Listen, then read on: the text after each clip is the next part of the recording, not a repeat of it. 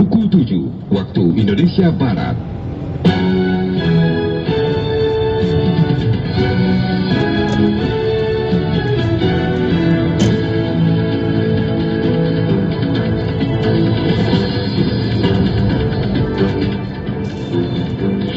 Selamat pagi pendengar, dari lantai 7 Medan Merdeka Barat pada 5 Jakarta, inilah Radio Republik Indonesia dengan Warta Berita Pagi. Jadi beberapa titik sudah teratasi untuk posko untuk melaksanakan evakuasi korban bencana yang terkena banjir. Dalam 1 minggu terakhir kami menemukan banyak pelanggaran. Pemerintah akan mengambil langkah persuasif dalam penegakan aturan-aturan ini.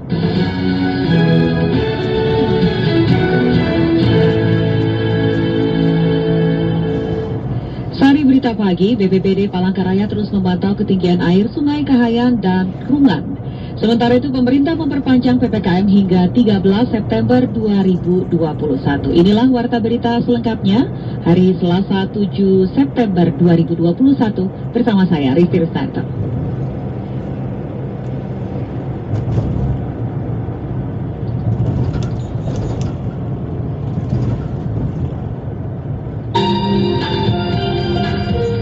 Mengawali Warta Berita pagi ini kami sampaikan sekilas berita utama.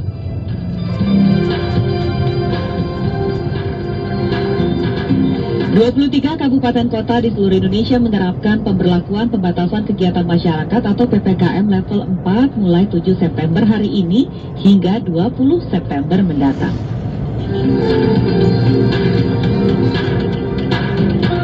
Induk olahraga FIFA akan menyelidiki penundaan laga kualifikasi Piala Dunia antara Argentina dan Brazil, di mana otoritas kesehatan Brazil secara tiba-tiba masuk dalam lapangan saat kedua tim sedang bertanding, serta menuduh 4 pemain Argentina yang sedang bertanding bermain di Liga Premier Inggris melanggar aturan karantina COVID di negara mereka.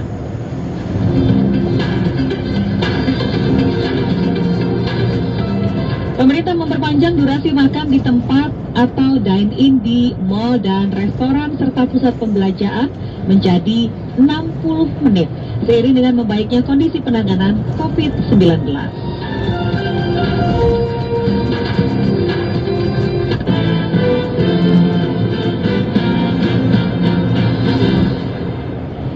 BPBD Palangkaraya terus memantau ketinggian air Sungai Kahayan dan Rungan untuk mengantisipasi bencana banjir seperti yang menimpa sejumlah kabupaten di Kalimantan Tengah. Informasi selengkapnya kita simak bersama Edi Suroso. Perlu kita waspadai curah hujan yang cukup tinggi.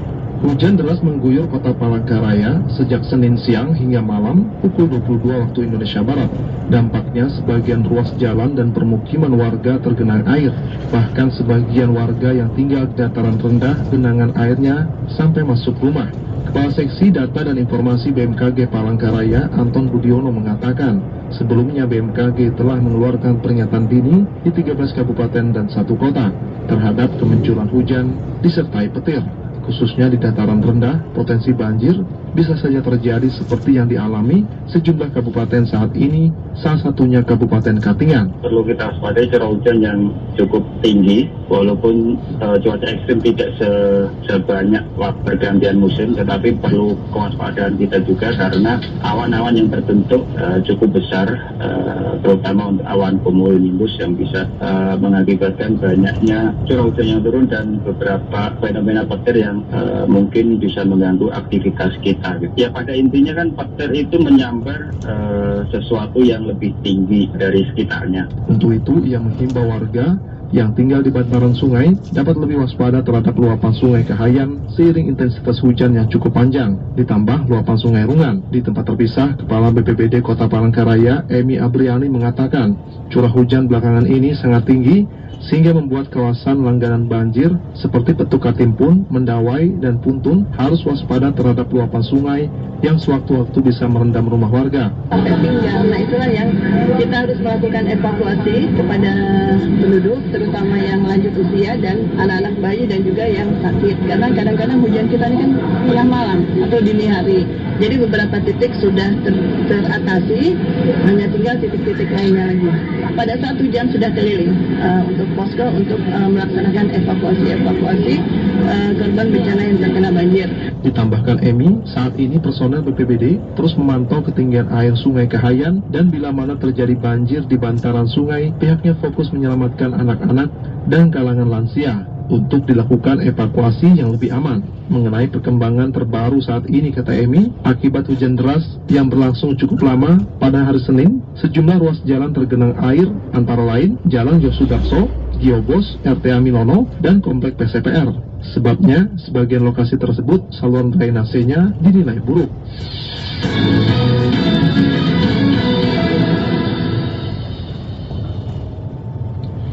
Pemerintah kembali memperpanjang penerapan pemberlakuan pembatasan kegiatan masyarakat atau PPKM di berbagai wilayah tanah air. Malam hari ini 7 September hingga 13 September 2021, menurut Koordinator PPKM Jawa Bali, Luhut Binsar Panjaitan menjelaskan, meski kondisi sudah menunjukkan sejumlah perbaikan, namun masih ada 11 kabupaten dan kota yang ternyata berstatus PPKM level keempat. Laporan selengkapnya disampaikan oleh Pradipta Rahadi.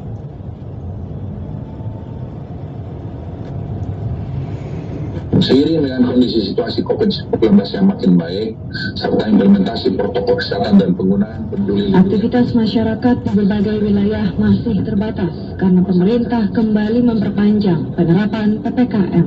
Perpanjangan PPKM ini mulai berlaku pada hari ini 7 September hingga 13 September mendatang.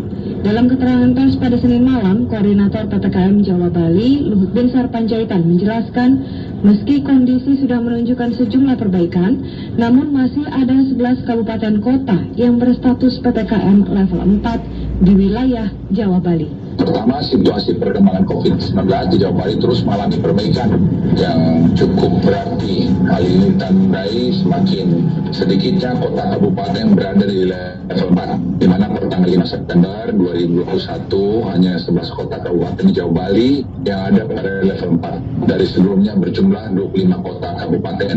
Peningkatan yang signifikan ini terjadi pada level 2, di mana jumlah kota kabupaten meningkat dari sebelumnya 27 menjadi 43 kabupaten kota dari wilayah aglomerasi. Juga daerah istimewa Yogyakarta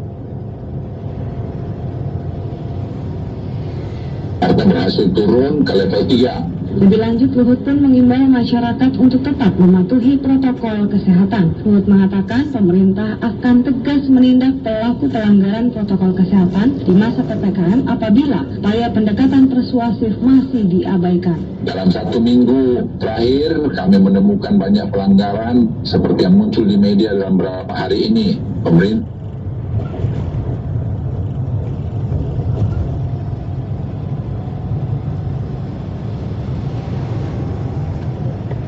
Pemerintah penanganan COVID-19, Dr. Isa Broto Asmoro terus mengimbau masyarakat yang belum vaksin untuk segera daftar diri vaksinasi. Hal ini dilakukan demi melancarkan kegiatan masyarakat di masa pandemi COVID-19. Dan Bio Farma sudah menyatakan siap mengirim 18 juta dosis ke seluruh provinsi di Indonesia pada bulan September ini. Jadi, segera divaksin, dapatkan perlindungan dan dapatkan kemudahan mengakses fasilitas publik termasuk pusat perbelanjaan atau mal. Untuk diketahui, pemerintah terus menyempurnakan strategi pengendalian pandemi, yaitu peningkatan cakupan vaksinasi yang cepat untuk seluruh masyarakat, testing, tracing, treatment 3T yang baik, dan kepatuhan terhadap protokol kesehatan 5M, yaitu memakai masker, mencuci tangan dengan sabun, menjaga jarak, menghindari kerumunan, serta mengurangi mobilitas. Aplikasi Peduli Lindungi yang saat ini digunakan akan menjadi integrator utama dari strategi tersebut sehingga dapat meminimalkan penularan COVID-19.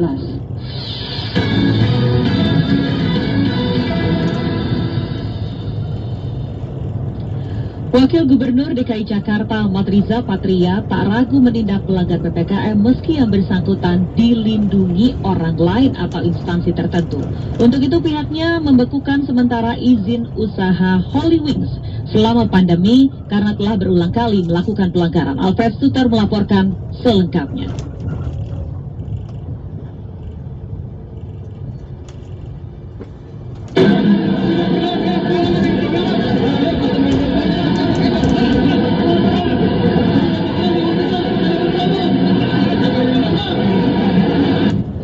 PP DKI Jakarta menyebutkan telah membekukan izin usaha bar dan restoran Holy Wings Tavern di Kemang selama pandemi COVID-19.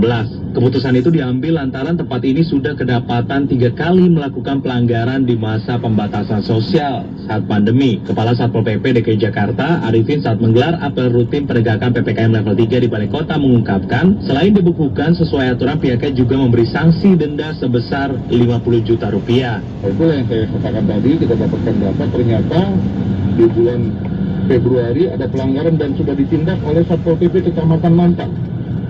Ya, di bulan Februari tahun 2021. Kemudian ada pelanggaran lagi di bulan Maret. Sudah ditindak juga oleh Satpol PP tingkat kota. Nah, itulah makanya ketika ada pelanggaran berikutnya, kita mendapatkan data-data tadi, maka kita ambil satu penetapan, kedua sanksi yang tadi saya sebutkan, yaitu berupa pembekuan sementara izin dan juga pengenaan denda sebesar Rp50 juta. Sementara itu, Wakil Gubernur Jakarta Ahmad Riza Patria di Balai Kota mengaku tak pernah ragu menindak siapapun yang melanggar aturan PPKM level 3, termasuk oknum yang membackingi para pelanggar aturan di tengah pandemi ini. Ia kemudian meminta agar semua pihak menaati ketentuan dalam pelaksanaan PPKM level 3, seperti memperhatikan protokol kesehatan, jam operasional usaha, dan maksimum kapasitas pada suatu tempat. Kemudian terkait Halloween kan sudah ditutup sementara. Kami minta semua restoran, kafe agar disiplin, sekalipun sudah ada pelonggaran dimungkinkan dibuka. Kami minta tetap memperhatikan protokol kesehatan terkait jam operasional dan kapasitas. Siapa saja akan ditindak. Kami tidak ragu siapapun backing di belakangnya, akan kami tindak bagi restoran, kafe, perkantoran, dan lain sebagainya. Sebelumnya, razia penegakan protokol kesehatan digelar aparat gabungan TNI Polri beserta Satpol PP DKI Jakarta di kawasan Kemang, Jakarta Selatan. Dalam video yang beredar, Holy Wings Tavern menjadi salah satu tempat yang dirazia. Di sana terlihat kerumunan terjadi di dalam Holy Wings. Petugas pun melakukan dokumentasi sambil menarasikan kondisi saat razia. Orang yang melakukan dokumentasi video ini menyayangkan banyaknya anak muda yang masih berkumpul dan berkerumun tanpa disiplin prokes di Holy Week.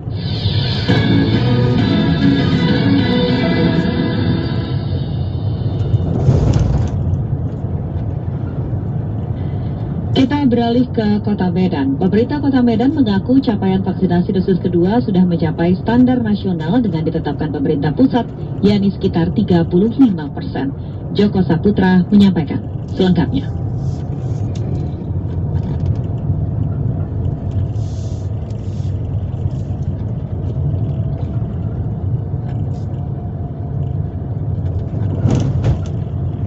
Vaksinasi terhadap warganya sudah mencapai 35% dari total jumlah penduduk di Kota Medan. Jumlah tersebut merupakan vaksinasi untuk penyuntikan dosis pertama hingga dosis kedua. Total ini bahkan sudah mencapai standar nasional yang disampaikan oleh Menko Perekonomian. Wali Kota Medan Bobi Nasution usai meninjau vaksinasi di Universitas Muslim Nusantara Al-Wasilah Kota Medan mengungkapkan persentase capaian vaksinasi di ibu kota Provinsi Sumatera Utara itu telah mencapai target standar nasional yang ditetapkan oleh pemerintah Indonesia.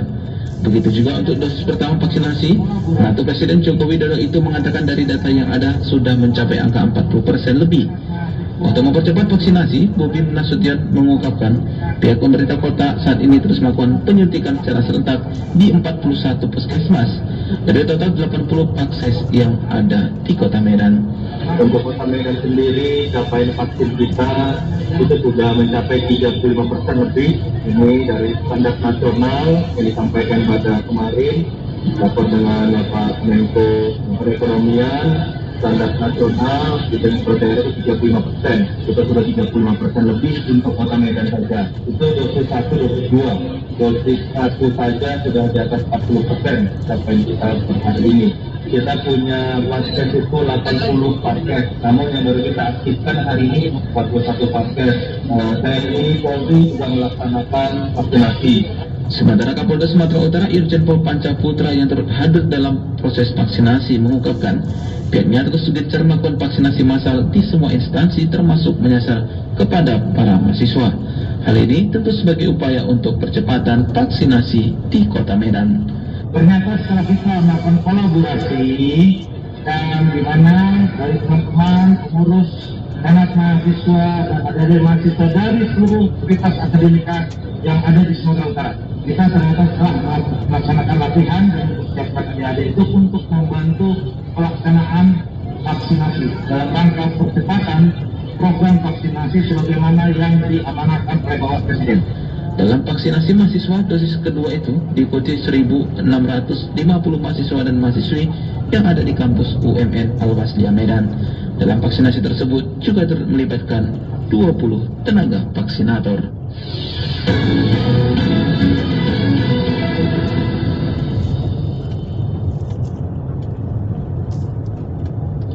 Terima kasih Anda masih menyimak Warta Berita Produksi Radio Republik Indonesia.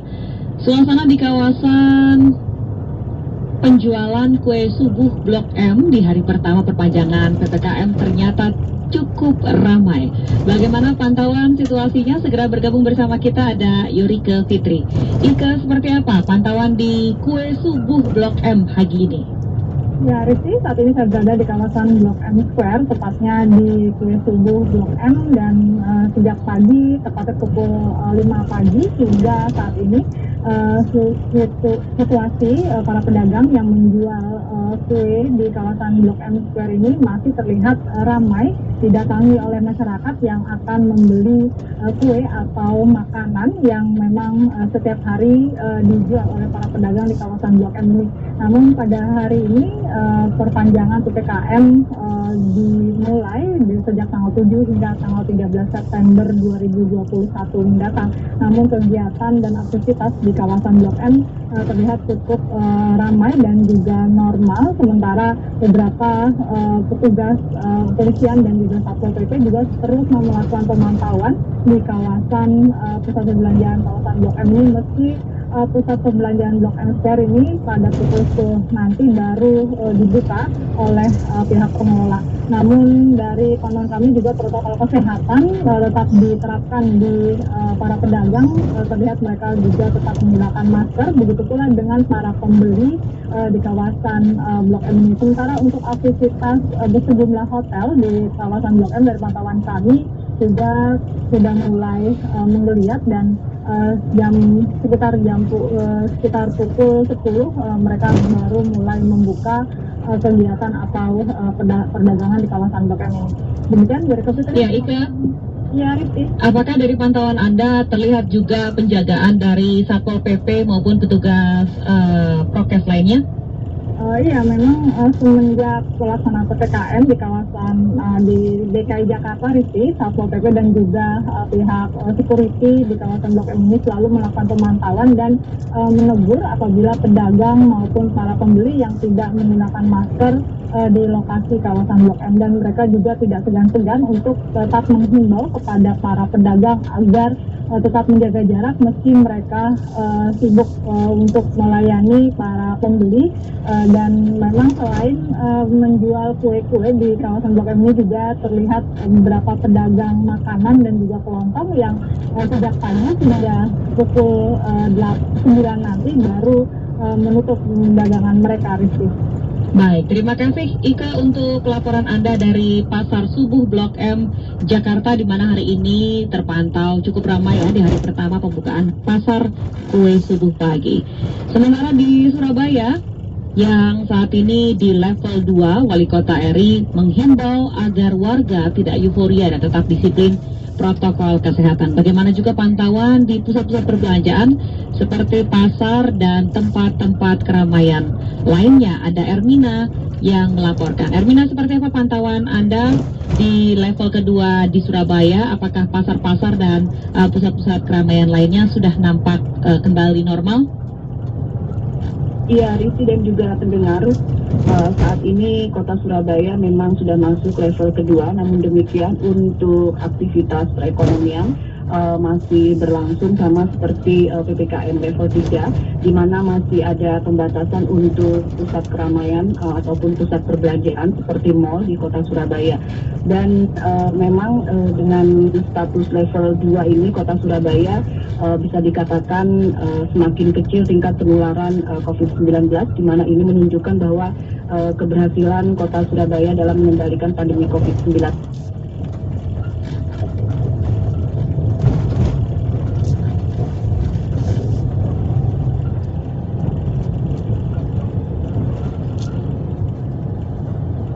protokol kesehatan, kemudian COVID-19 bisa kembali meningkat. Dan yang dapat mempertahankan atau menurunkan situasi COVID-19 di Surabaya ini menurut Wali Kota adalah masyarakat Kota Surabaya sendiri, di mana termasuk pula untuk bisa mencapai zona hijau atau level 0, tentunya dalam mencapai tujuan tersebut menurut Wali Kota dibutuhkan kebersamaan ataupun gotong royong seluruh elemen yang ada di Kota Surabaya. Dan ini juga diyakini bahwa warga Kota Surabaya mampu mempertahankan level 2, bahkan tidak mungkin nantinya Kota Surabaya bisa mencapai level 1 bahkan 0 dalam mengatasi ataupun menangani pandemi COVID-19. Kembali memang Wali Kota mengingatkan kepada masyarakat untuk tidak euforia begitu dengan turunnya status Kota Surabaya dari level 3 ke level 2. Namun demikian Wali Kota menegaskan untuk relaksasi ekonomi sendiri di Kota Surabaya masih belum bisa dilakukan karena Wali Kota ataupun juga pemerintah Kota Surabaya tidak ingin terburu-buru melakukan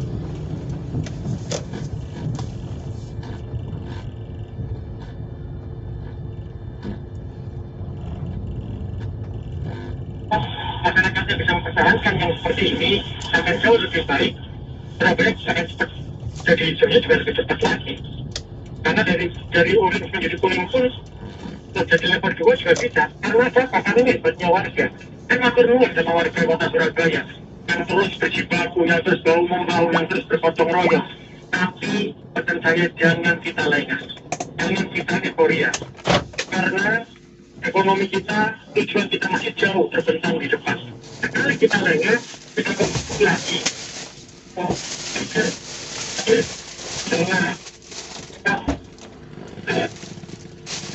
Dengan kita akan berhenti, pendidikan juga akan berhenti. Karena sekarang ini semuanya tidak berhenti, maka saya mohon tolong pada warga Surabaya harus tetap berdamai dengan COVID, tetap menjaga protokol kesehatannya. Ingatkan yang sudah disampaikan seperti jaga.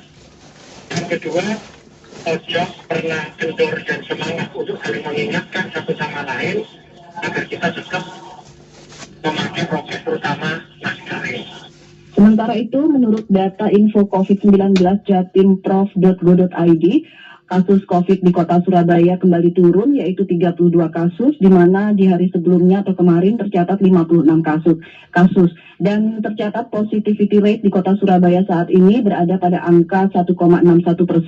Ini jauh di bawah standar WHO yang sebesar 5%. Dan memang untuk sejumlah SD dan SMP di Kota Surabaya sendiri, mulai kemarin sudah melakukan pertemuan tatap muka di sekolah secara terbatas, di mana di setiap sekolah ini ditetapkan kuota bagi siswa yang mengikuti PTM terbatas hanya 25% dari jumlah siswa yang ada.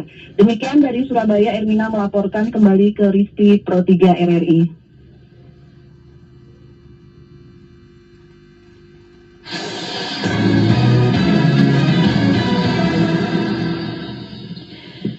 Sementara itu dari pantauan aktivitas masyarakat di sejumlah wilayah Pulau Jawa dan Bali belakangan ini semakin meningkat usai menurunnya status daerah dari level 3 dan level 2. Guna menjaga agar tidak terjadi lonjakan positif COVID-19, pemerintah daerah minta segera disiapkan regulasi untuk bisa mendukung aktivitas masyarakat di situasi saat ini. Informasinya kami hadirkan dalam laporan khusus Pro 3 bersama Niar Abdul Deloli.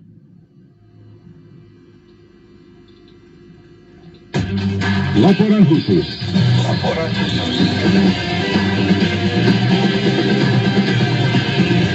Laporan khusus.